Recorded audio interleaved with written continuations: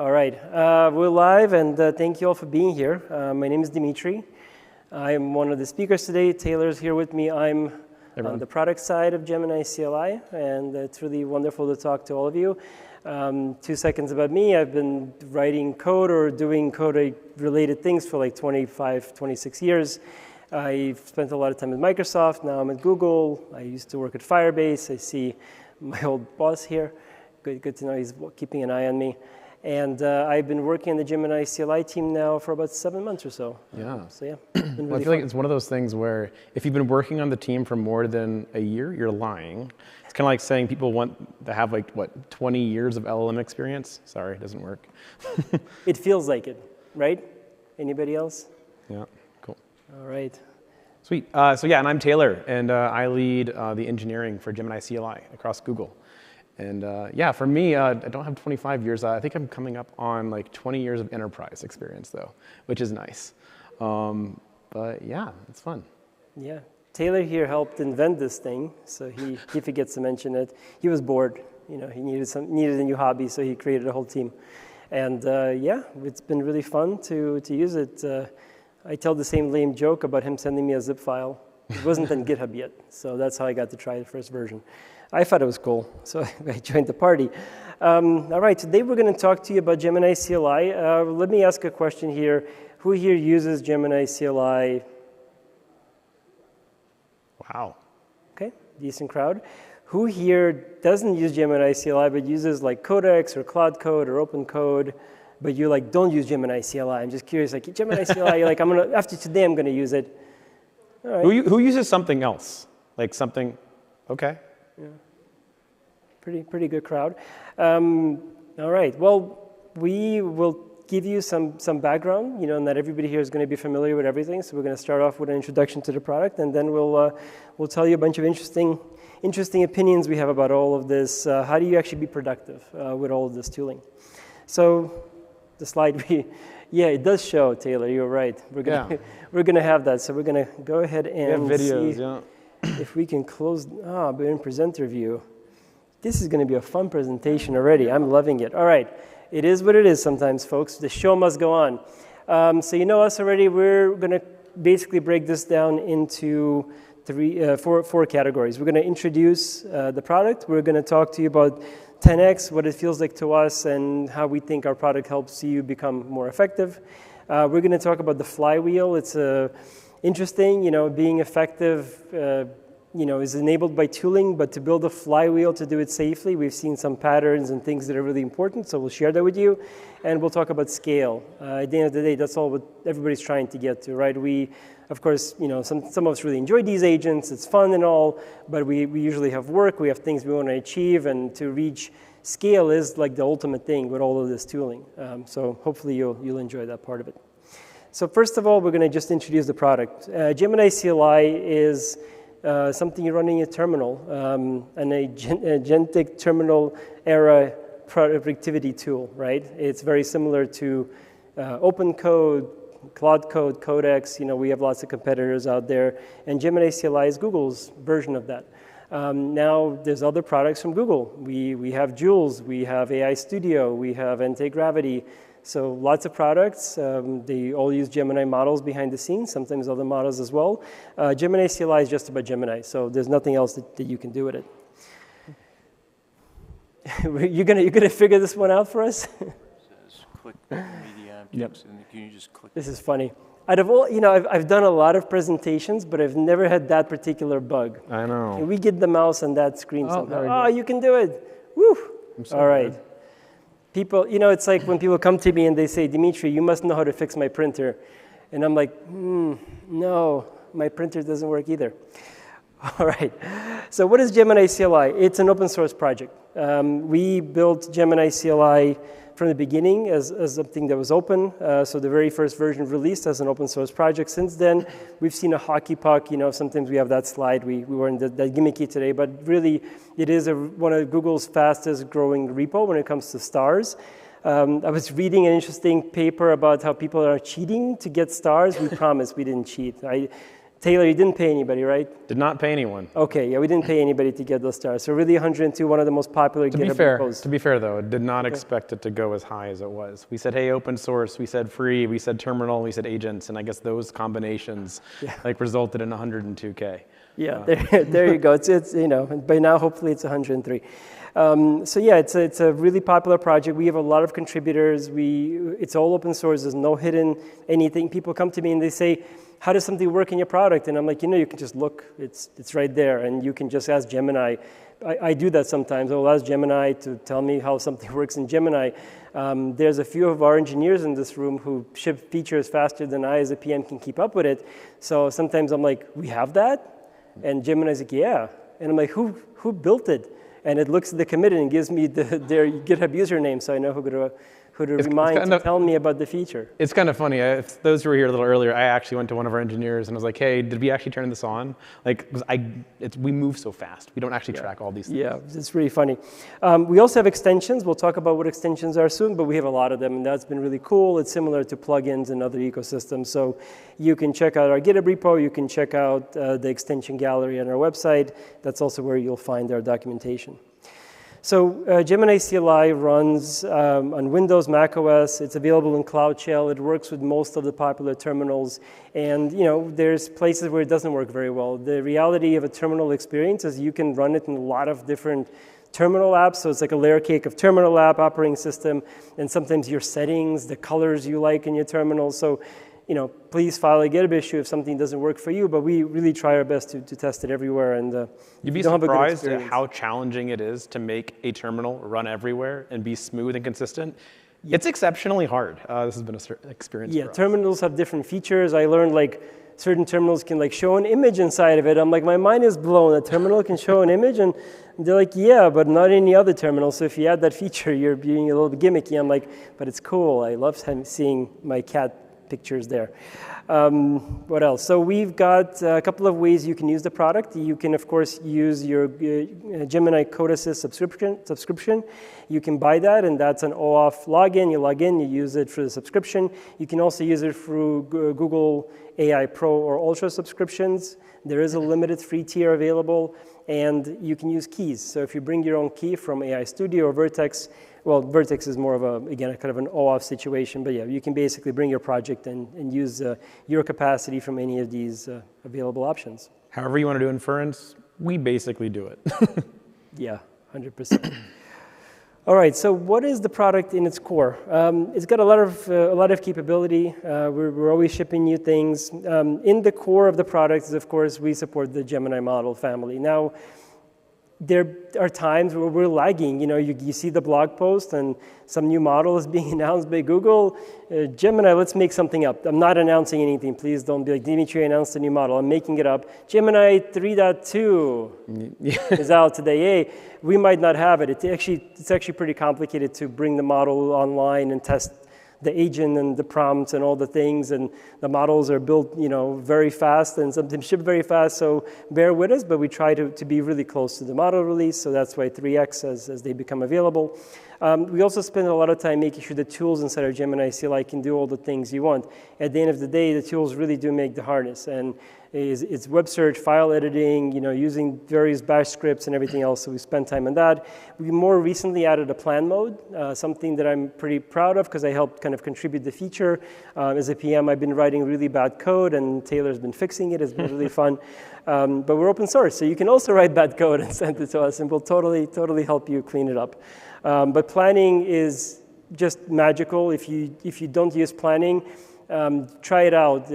Giving the model a chance to plan with you and ask you some questions and generate an outcome is a very, very powerful way to get a better outcome at the end. So highly, highly recommend it. We support MCP, of course, as well. So your favorite MCP servers will work. We support a lot of things that are driven by the community, agent skills, which were started, by our friends in Anthropic as skills now. It's agent skills and open standard. It's amazing what they can do to accelerate you. We've added a lot of other things our competitors have done as well to really let you customize the product extensibility-wise. Subagents, so you can write a subagent that does a thing, and all the context lives in that agent.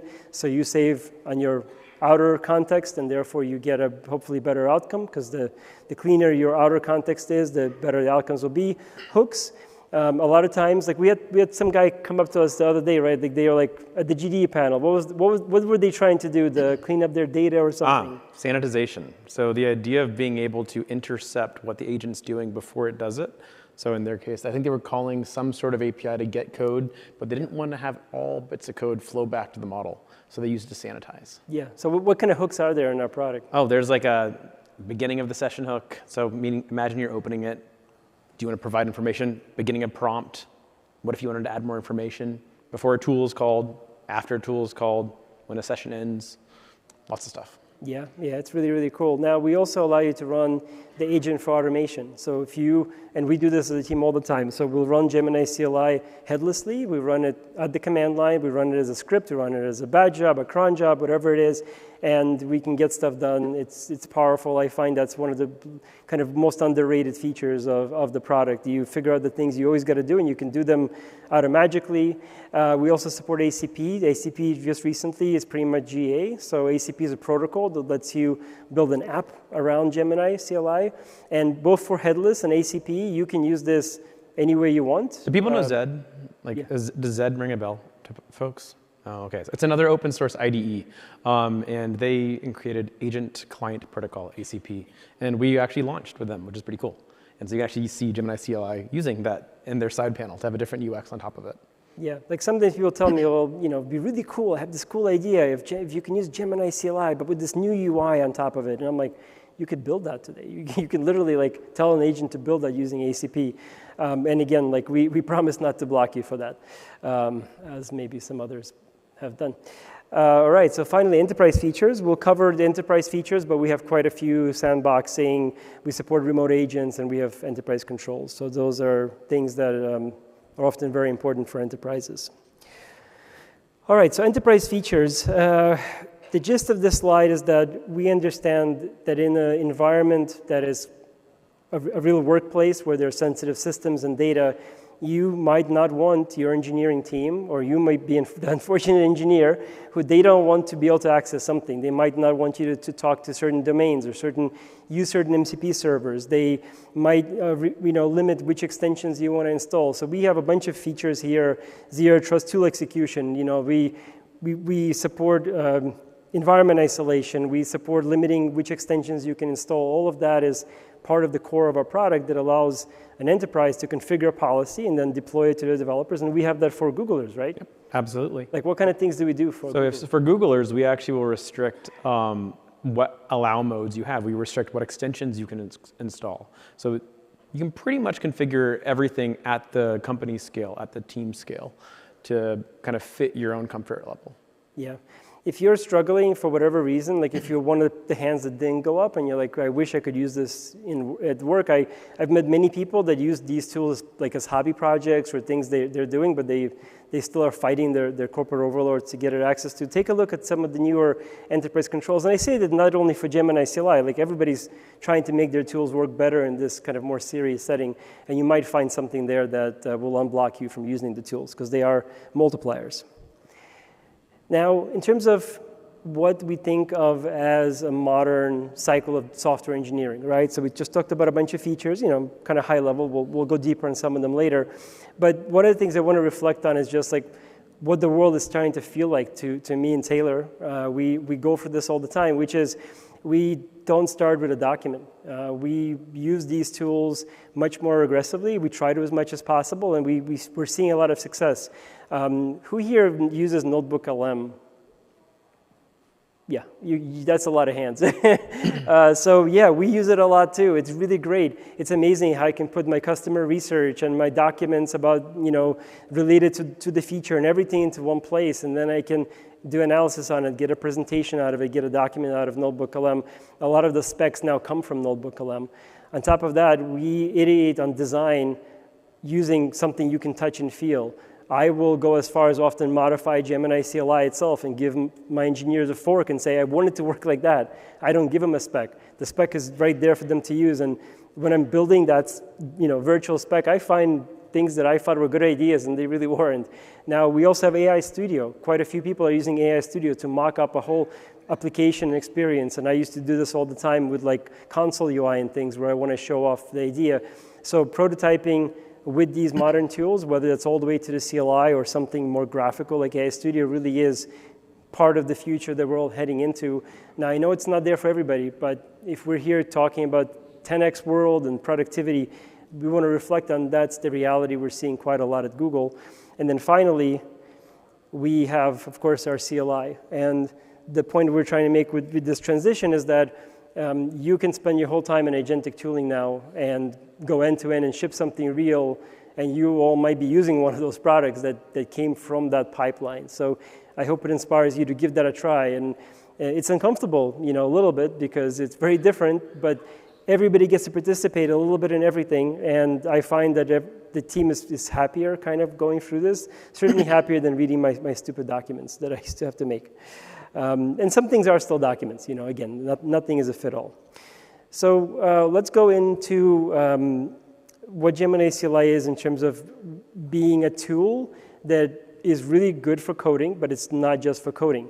So Gemini CLI is really good for debugging. We constantly hear like our SREs, right? They'll throw Gemini CLI into some environment or some terminal, and they'll analyze the environment, analyze the logs right there in that machine. It's so flexible, it can fit anywhere. We've got people building a lot of automations at Google around Gemini CLI through the headless mode in CLI, or building it around an API or an MCP server. So it's either in the middle or it's operating their automation. And then we're having a lot of fun with the workspaces extension. Like Taylor, tell them how you use this thing. So people who've used Gemini CLI, have you used any extensions? Does that name ring a bell? Okay, wow, very few. It's something that's actually quite cool. Think of combining your terminal with everything else that you own. One of the value props of your terminal is that it kind of sits at that focal point of everything. It can do anything you can do, right? So guess what? You can connect it to your mail, you can connect it to your calendar, you can connect it to your chats. Me, I've actually gone as far as having it build my own system prompt, because I use, to kind of Dmitry's point, we use a lot of tools. And so I've had it pull every one of my interactions and to kind of build, hey, how to talk like Taylor. But this is just one of the entry points. It kind of opens up the door for what does it mean to automate everything, as much as possible, I guess, within a certain extent. But yeah, so Workspace Extension was actually really great for that. Yeah, and we have a lot of extensions that you can go to our gallery, and you can find extensions from all sorts of really great companies, including Googlers, including people just building stuff for fun or to contribute to the community, and all of this kind of works together. The extension enables the automation and all sorts of, I use the Nano Banana as a lot of times the example. I automate Nano Banana most of the time through the CLI. I don't use other products because I can get it to create a bunch of images for me. And this is one of those videos that won't work. It's okay, it's fine. It was just a workspace extension demo, and we will have to live with our limitations today. The slide will not go forward. Okay, there you go. All right, there you go. Okay, so we're grounded. We know Gemini CLI is. It can do a lot. And terminal's really powerful. But how do you take all of that? And this term 10x, it's thrown around a lot, right? We hear this on social media. We hear this a little bit everywhere. So we want to kind of take a step back and kind of share with you how we think about this. What does it mean to really accelerate what it means to build? And this is kind of a really interesting place here, because as we all work in enterprises and work with enterprises, it's not the same as vibe coding an app. It's not the same as creating something. They're bigger. So how do we do it? First off, we have to ground ourselves. What does it even mean to do 10x? How do you measure it? What do you consider? The unfortunate truth is it's really hard to measure because there's so many things that make it up. Everything from how many features and bugs do you fix to what does it mean to get alignment? What does it mean for Taylor to go ahead and create his own system prompt or to respond to an email? I know for me, I went ahead and at the beginning of this year, I had it cancel all of my one-on-ones that were recurring and message everyone saying, I'm so sorry, I'm overwhelmed, I can't do it. Seems silly, but it's something that would have taken me a lot of time that I could just kind of offload and do, right? But that is not coding. Measuring is challenging. So yeah, everything from alignment to building, to coding, to deployment, to monitoring, observability, the whole stack. But once you've done it, like, how do you know you're there? Like, what do you look at? So for us, we look at what does it mean to actually learn faster? When you can do more, guess what? You get introduced to more things. To do more, you have to do more in parallel. When you do more in parallel, guess what? It is now a thing that bubbles up your entire organization chain to make sense of, for alignment. Like, you as a person can now do 4 to 5 things simultaneously. And then your manager has maybe 5 or 6 of you who are also now doing 4 to 5 times more. That's a really hard thing to actually gain alignment for. So you have to think about things like, how do you manage this in this world? And what does it mean to look at that? And hopefully we can talk a little bit about that in this talk. But yeah, so a lot of those pieces. So let's talk about how you actually achieve this. Number 1, parallel is now the default method of execution. If you're on a terminal, Gemini CLI, this is multiple terminals, multiple tabs. You start one thing, you go to the next, right? Now, for folks here, who here uses their agentic experience of choice and then waits for a little confirmation dialog to come up and then hit enter? Okay? Who here does that with at least 2 simultaneously? Who here wants to do that more? Okay? Parallel's hard. Like, we as humans actually have a really hard time dealing with parallel efforts. And how we tailor our tools makes it easier to do that. When you do things in parallel, you context switch a lot more. This is becoming one of those human traits that is incredibly powerful. Being able to go from one thing to the next is a really hard thing to do, but it's now becoming an expectation. So we work through things in order to manage context and to make these tools work a lot more intentionally on our behalf to do it. Which pulls into the last one. These 2 traits of agency and taste. So again, that whole example of you have a person in your org chain who can now do 5 things at once. Your manager has to manage many of you. Turns out, the people doing all this at once, it really, really matters that they will just proactively go out of their way to do more. It matters that they're choosing the right things to do. They have the right taste. It matters that you work and you try and educate, and you try and learn together as an organization, as a team, in order to kind of accomplish this. So agency and taste has become super highly valued because that scales.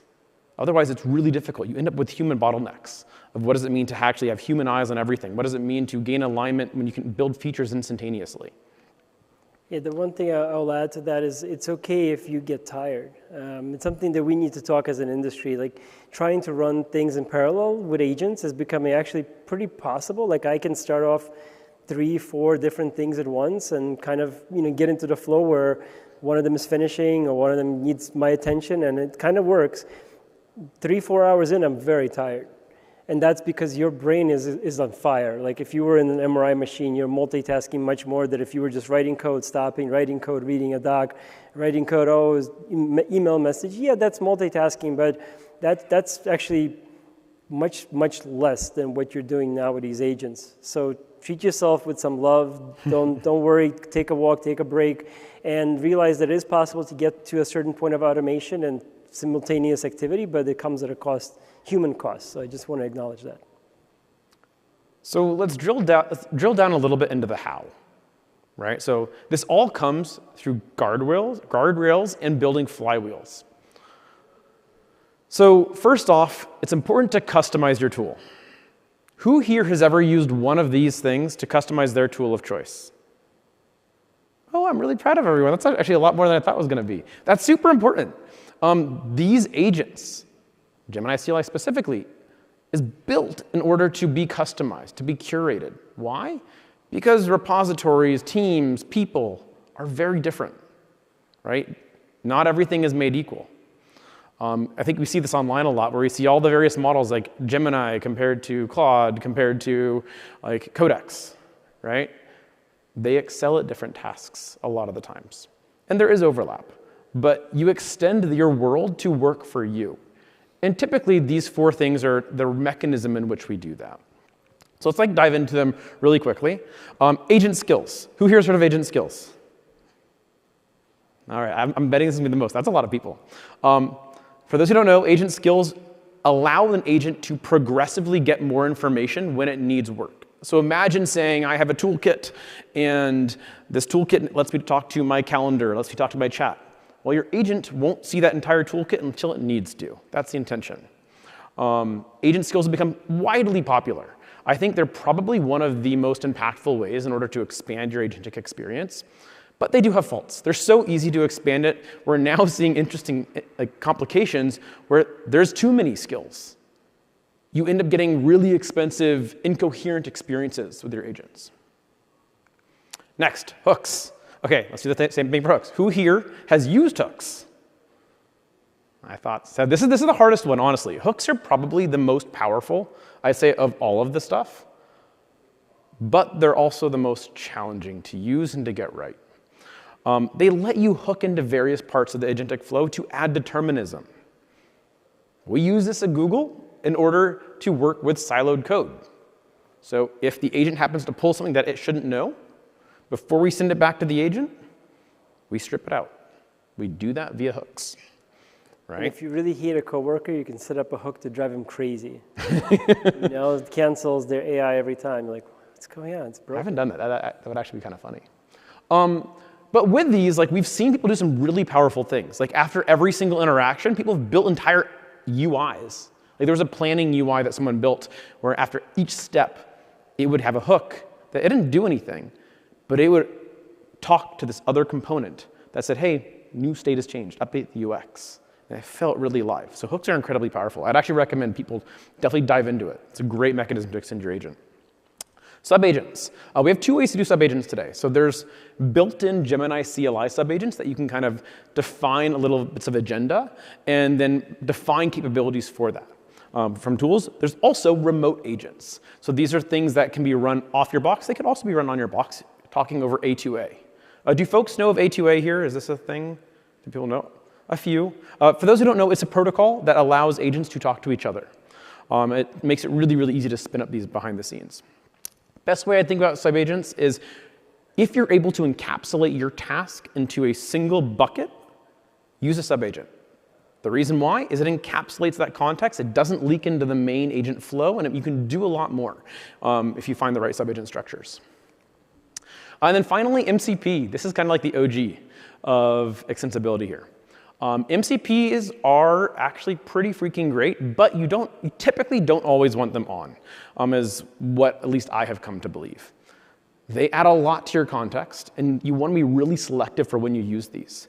I would say for experiences that you have in your organization, things you always want there, MCP could actually be a really powerful way to do that. At Google, we actually have this, where we have MCPs that let Gemini CLI talk to all of the internal constructs that we have. Why? Because that's how Googlers operate. They are always expecting those things to be there. So we use MCPs. Oh, and slash commands. Can't forget slash commands. These are fun. I actually personally love slash commands a lot. It's another level of determinism you can kind of weave in here. And the intention is you go ahead and type something. It's a pre-filled prompt that allows you to be deterministic. So ultimately, if you take all those and you bundle them together, we kept hearing us talk about extensions. Imagine taking all those pieces and building a single extension, building a single package, where if you installed this one package, you could get slash commands, you could get skills, where distribution is handled for you, like these things version, and they'll auto-update for you on your behalf. They can be installed, uninstalled, enabled, disabled. It's a great way to combine these. We actually have teams internal to Google who will build out. They build out their own extensions and then share them around. It's a great way to kind of really manage work and grow experiences. Yeah. And you don't have to publish them to our marketplace. You can just keep them on some local drive or whatever, and people can install them. So they're very flexible in that sense. So I share all this because customizing your tool is important, right? I think this is one of the things that allows us to move extra fast. If you're using a hammer upside down, guess what? It doesn't work really well, right? But if you're able to really take all of these abilities and curate your experience, that pays dividends. It goes really far. So there's optimizing your agent. There's also customizing your environment, though. This is just as important. So, recursive learning. I'm sure everyone here has probably had a moment where you ask your agent to do something, fix a bug, create a feature, investigate something, and it doesn't do what you expect. I would encourage everyone here to ask themselves why. Why did it not work? Why did it fail? Chances are your colleagues are going to have the same exact problem, right? So instead of just correcting it and moving on, what if you actually said, could I make it so next time it doesn't? Could I update my agents.md or Gemini MD file to have a little bit of context? Could I add a skill, a slash command, a hook to make it better? It's something that we do on the team. This helps us. It means that your ability accelerates. Your ability to actually deliver with agentic workloads accelerates. Next is confirmation dialogues. I kind of mentioned, hey, how many times have we actually gone through there and hit accept? It's really hard to actually have multiple things in parallel running if you're constantly just hitting enter to accept a lot of things. Now you have to do this responsibly because you don't want this erasing your hard drive. You don't want this pushing things that you are not intending. So we actually have things we actually have things that allow you to curate how often things are confirmed, policy files. Most tools actually have this, and I would definitely encourage you, no matter what tool you are using, to really invest in this. What is your comfort level? Are you okay with it doing git checkout? Are you okay with it writing content just by default? Save yourself an interclick in the future, because it's not just that one session that it'll help you with, all future sessions. The more you can kind of optimize this, your comfort level, the more you'll be able to do things in parallel. The more you ignore this, the more you just pay over time. It's like I've done that. I've ignored a dialogue that I know is always safe, a prompt, and I got to eventually fix it, and I think back like how many times I wouldn't have gotten that stupid thing if I would have done it. I think part of this is like, don't take things for granted. If things just happen, think, does it have to happen next time? It's a really big question, and it really pays dividends as you go forward. And then actively share your learnings. When you find something that works, share it with your teammate. Share it with your company, right? It goes a long way. And this could be anything from actually creating your own extension and sharing the extension to simply sharing an observation. Some of these pieces not everyone knows about, right? I think in the room here, most people knew of skills. That makes sense. They've kind of definitely went viral in their own sense. But not everyone knows. Maybe a hook was a better choice. Sharing that goes a long way. And it's also worth saying that the whole Gemini MD thing, like reevaluate that every major model release, because even we're finding that as models get better, a lot of the things we had to fix change or go away, and sometimes you're making it worse by keeping your prompts. So as you're actively learning, you should be refining kind of from the first step that we talked about all the way through. Yeah. Sandboxing, we actually have multi-layered sandboxing in Gemini CLI. So what this means is try passing the -s flag for sandbox. If you're on Mac, it'll automatically sandbox your experience for you. If you have Docker or Podman installed, you can configure it to actually utilize those. But curating your environment can also go as far as curating the sandbox it runs in. Does it have the right tools, the right CLI pieces? You don't want it installing the same things over and over again. And maybe you want to isolate your environment just a little bit more. I know for me, I actually really regularly run with macOS seatbelt sandboxing. And I will even go on a limb sometimes, and I will go into just skip everything, YOLO mode in that. Why? Because I've curated my specific profile to be extra restrictive.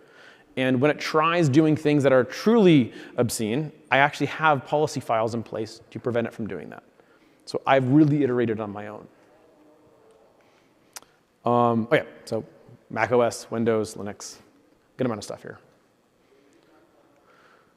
So I think the key takeaway here is your time is super precious. Don't just do things and just say, OK, I'm done, and move on to the next. It's a really hard thing to get used to. Be retrospective about each of your interactions and see how can you make it better next time. And when you can, sometimes the answer isn't just extending your environment or extending your tool. Sometimes it's extending your workflow, using compute to optimize your time even more. So as an example, we actually have an automated code review system on our open source repo.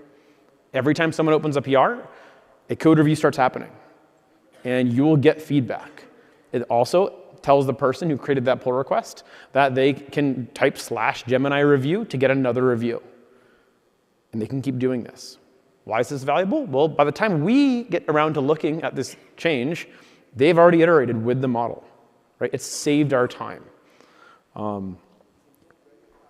But yeah, so in general, regularly ask yourself, can I automate that? And this is not just code. Like I think I want to kind of go back to what Dmitry was saying earlier. It is not just code. Arguably, coding is not the majority of what we do on a day-to-day basis, right? There's a lot of other pieces of everything from spec building. Like, it'd be great to make it more of the chunk of our pie, of our day, but at the very least, you can put more into it. Yeah, it's amazing how much, the tool sometimes is just there as like a little helper that saves you massive time. I remember having the aha moment where I got on, and I'm sure some of our engineers in this room were in that conversation. It was like morning for me, and I would think, well, I'm on the East Coast. A lot of people are West Coast. It won't be that bad. And there was like a chat thread that had 57 replies to it. And I looked at it and I go, oh my God, 50, like this is, I opened that, it's not immediate replies. People are really going at it over some topic. I put all of that into Gemini. I'm like, help, what are they talking about? So it gives me its opinion, and I kind of skim it. I'm like, oh, it looks about right. But then I posted in the chat, and I posted it authentically, right? I'm not like, oh, look at me, I read everything. I'm like, guys, I didn't read this. This is what Gemini told me. If it's wrong, tell me. But if it's right, here's my opinion. And most of the time, that will actually be right. Like the model's gotten good enough that it will be right.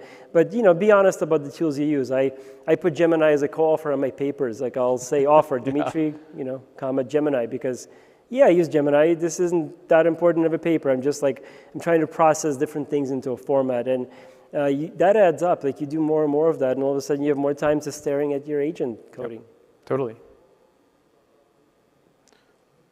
So. Brings us to the last bit here, which is scaling all of this intentionally, right? It's like once you're asking yourself these questions, like what are the other, like the pieces? Like you've extended your agent, you made it good. You have extended your environment, you've made that good. Turns out that testing is now like more important than ever. Why? Because when you build more things, when features are cheap, regressions are really, really challenging. And we're seeing this actually in industry. We have our own regressions, we absolutely do. Our competitors have their own regressions, and it's a very, very big pain point. When you get to the enterprise scale, regressions are not okay, right? A lot of the times it's a hard stop.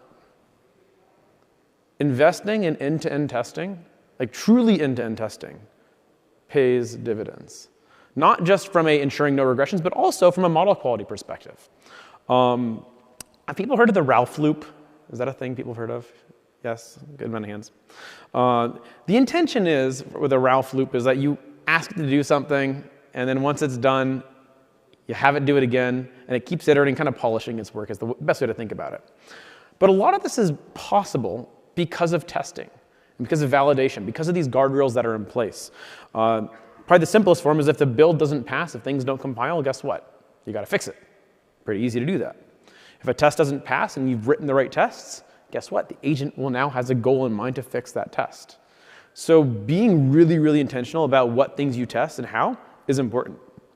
But as those things build up, things get slow, and you start hitting another bottleneck. The next bottleneck is when you have a whole thing's running in parallel and a whole things are happening all at the same time. Turns out they can take really long if you have a massive test suite. So it's also important to still invest in what does it mean to make things fast? What does it mean to make things optimized? Like some of these core software engineering concepts that existed pre-AI or have been here forever still matter. They are a differentiator. And we don't see these when we're building one-off projects. You start seeing it when you get to scale. You do. And arguably, like Gemini CLI is a big code base, but it pales in comparison to a lot of our enterprise code bases, right? Totally pales. But investing in those areas pays a lot. It makes things faster. And being very strict about those will also make things more potent because every person on the team can now build, fix, do things far faster than they could before. Yeah, there's even this one sort of cheat, which I find sometimes is just necessary, where you have your tests, you even have your code reviews and everything's great, but there's just, you're hitting a bug and it's terrible, and you're sitting there trying to figure out how do I even test this thing. you can have the agent run a really throwaway one-off test that never makes sense to run as part of your test loop. It takes too long, or it's just situational, whatever, and that's so cheap. It's literally free. If you give the agent the right instructions, it can create it, it can run it, and it can then rerun it multiple times to figure out the bug. It might take it half an hour. It might take it 3 hours. The bug will be fixed, and you'll throw the test away. Who cares? Worry about what you're trying to achieve, and don't worry about as much about how much code you've generated. And remember, you can throw code away. You can undo things you've done. You can redo things you thought you didn't need. So all that is possible today. Yeah. So the next piece here is kind of going along the lines of some of these existing pre-AI concepts. They still matter. Architecture still super matters. Absolutely matters. Slop is very real. Like AI slop, people have heard that term, I assume. If your code base is slop, guess what? These systems also want to make sure things are consistent. And if slop, well, consistency is to stay slop, right? So being really intentional about what is written goes a long way. How we on the team typically do this is we will build out a feature, a bug fix, and we'll still do a review. We still put human eyes on every single one of our changes. That's still a really big, important piece for us. Being strategic and actually optimizing the architecture, making sure that features aren't duplicated, triplicated across the code base, pays a lot of dividends. A lot of the time, these things, if you implement them multiple times, guess what? With a big enough code base, you're going to have a lot of inconsistencies and a lot of mixed user experiences. So overall, I would say architecture still matters. We definitely see that being the case. Finally, we have building responsibly at scale. So making sure that you pick the right things to invest in. You can build things instantly now. Just because you can doesn't mean you should. Be really, really intentional about the things you pick. We've gone through the ups and downs of this ourselves. We've gone back to the drawing board and removed some features. We've gone back and we've fixed a ton of things. We've had entire life cycles of just refactoring. It's important. It makes the agent more efficient now, and it makes it more efficient in the future, too. It'll actually save you money through tokens, which is kind of hilarious. But this is actually how we take this, and we actually ship roughly 100 to 150 features, enhancements, bugs every week. And this is not commits, truly end-to-end things every single week. We ship this. If you follow our socials, you'll probably see this each week. We talk about this. We don't have a large team. We're actually quite small in the grand scheme of things. But with all this, following all these pieces, we've definitely moved from this era of what it used to be to build software engineering products. I'd actually argue that software engineering is probably one of the fastest changing industries in human history, right? We've gone from handwriting code to autocomplete to sidebars and IDEs to agentic development in the course of a few years, right? It's crazy how fast it's gone. I think that's it. But yeah, so that's us. That's 10x. That's what we call 10x. Is it really 10x? I think I'll leave that up for you to define, because I think it's a very broad thing to define. But at the very least, hopefully, we've kind of shared a little bit of how maybe you can rethink a little of your own workflow to help you accelerate as well. Cool. Yeah. And I think that's it. Yeah, there's a lot of other cool talks. Go check them out. Perfect.